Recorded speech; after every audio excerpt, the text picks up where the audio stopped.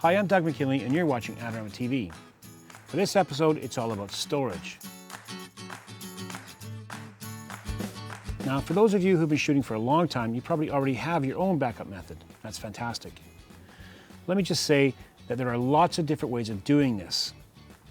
But as a photographer, your backup needs will change as you change. So for this episode, what we're looking at is mainly to dealing with pictures from photographers who might be new to the whole idea of storage.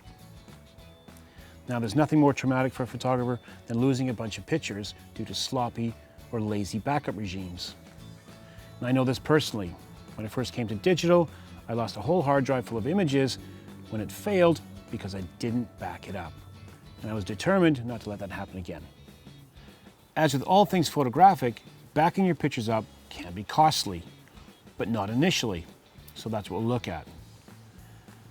A safe method of backing your pictures up is to store your images on at least 2 drives, even 3. Fortunately, external drives have come down in price in the last few years. I use Western Digital, but there are other manufacturers out there. Now, for a 4 terabyte Western Digital drive, it's about $114 US, about 90 pounds. But you can consider using the Western Digital MacBook Duo, which is basically a drive system that has 2 slots for separate drives. You can mirror the drives and your images will be copied onto both. Now, this system holds anywhere between 4 terabytes and 16 terabyte drives, a lot of space. But that begs the question, what do I do once my hard drives are full? The conventional wisdom is that when doing backups, you use the 3-2-1 method. You keep 3 copies of all your files, 1 primary and 2 secondary. You keep all those files on at least 2 different methods of media, but here we're talking about 2 different drives.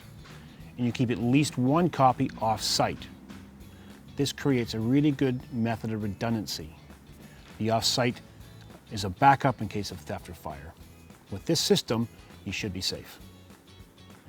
As I said earlier, your backup needs will change as you progress as a photographer, so it's up to you to keep abreast of new technology and new methods of storage.